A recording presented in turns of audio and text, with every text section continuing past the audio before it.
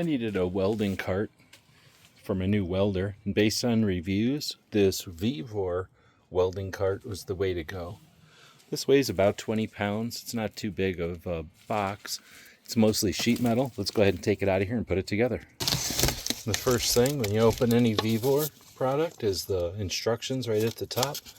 Easy to follow. They give you instructions on what it's going to look like, how it assembles, what the parts list is. Everything's packaged well. Let's go ahead and pull everything out of here.